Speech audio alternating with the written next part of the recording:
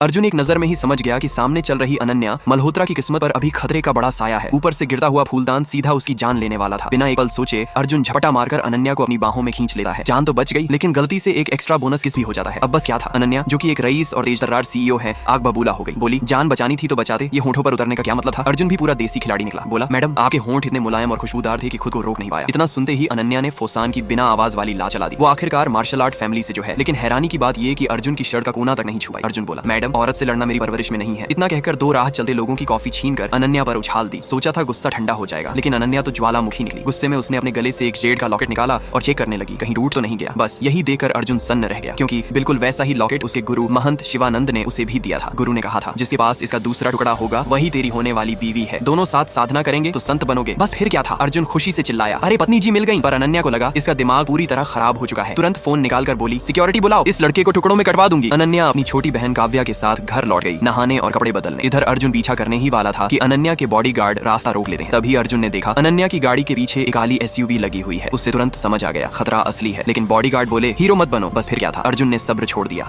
एक बॉडीगार्ड हवा में कुछ ही सेकंड में सारे जमीन पर पड़े थे। उनका सरदार रघु शेट्टी बंदूक निकाल लाया। बोला अब देखता हूँ तू गोली से तेज कैसे भागा है। अगले ही पल अर्जुन पीछे खड़ा था, बंदूक छीनी और हाथ से मसलकर उसे कबाड़ बना दिया। फिर हवा में छलांग और गायब। उधर घर में अनन्या अभी भी अर्जुन को कोस रही थी। मिला तो खाल उधेड़ दूंगी। वो और काव्या नहाकर बाहर आई ही थी कि खतरा दरवाजे पर था। लंगड़ा पवन उर्फ पवन डॉन, जो पहले से ही अनन्या पर गंदी नजर रखता था, अपने गुंडों के साथ आया और कमरे में नशीली गैस छोड़ दी। उसी वक्त अर्जुन अपने दिव्य नेत्र खोलकर रास्ता ढूंढ रहा था। अब लोकेशन मिल चुकी थी। वो बिजली की रफ्तार से वहां दौड़ पड़ा। घर में काव्या को चक्कर आने लगे। अनन्या समझ गई ये साजिश है। वो लड़ने उठी ही थी कि पवन डॉन अंदर घुस आया। अनन्या ने गालियां दी, लेकिन पवन बोला गालियां नहीं, आज तो रोमांस होगा। उसने आंखों पर वार किया, लेकिन फिर से गैस। अनन्या ने टेबल से हेयर पिन उछालकर हमला किया। एक गुंडा वहीं ढेर, लेकिन जहर और संख्या भारी पड़ने लगी। आखिरकार गुंडों ने उसे पकड़ लिया और तभी दरवाजा जोर से खुला। अर्जुन आ चुका था।